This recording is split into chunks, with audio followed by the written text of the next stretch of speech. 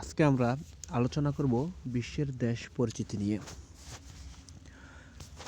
1947 সালের ব্রিটিশ বিতাড়নকালে কাশ্মীর ছিল,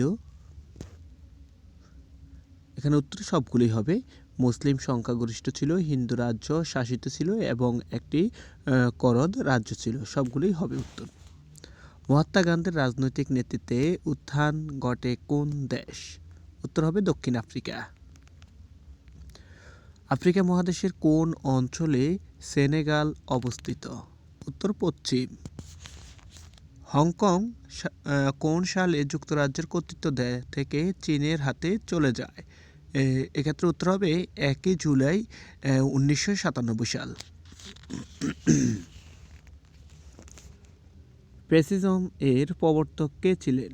উত্তর হবে মুসোলিনি। বাকিংহাম প্রাসাদে বাস করেন ব্রিটেনের রানী। ভারতের 26তম রাজ্য কোনটি? এক্ষেত্রে উত্তর হবে ছত্তিশগড়। পাপুয়া নিউ গিনি কোন মহাদেশে অবস্থিত? উত্তর অস্ট্রেলিয়া।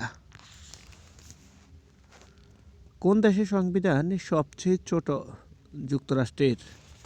কত সালে নানকিং চুক্তি স্বাক্ষরিত হয়েছিল, যে চুক্তির অধীনে হংকংয়ে ব্রিটিশ কলোনি হিসেবে ঘোষণা দেওয়া? উত্তর হলো 1842 সাল। 1842 হবে সঠিক উত্তর। আমেরিকার স্বাধীনতার যুদ্ধে যে ইংরেজ সেনাপতি ইংরেজ সৈন্য পরিচালনা করেন তার নাম কি ছিল? উত্তর হলো কর্নওয়ালিস।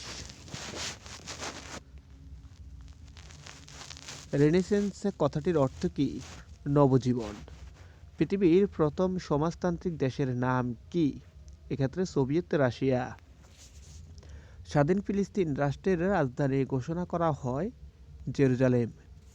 আটলান্টিক মহাসাগরের কোন দ্বীপে নেপোলিয়নকে কারারুদ্ধ করে রাখা হয়েছিল? উত্তর সেন্ট হেলেনা।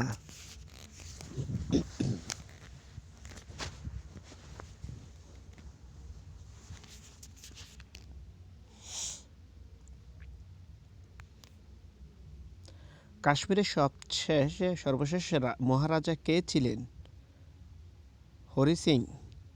নিউজিল্যান্ডের রাজধানী ওয়েলিংটন। যুক্তরাষ্ট্রের কোন প্রেসিডেন্ট অভিনেতা ছিলেন? Ronald Regan.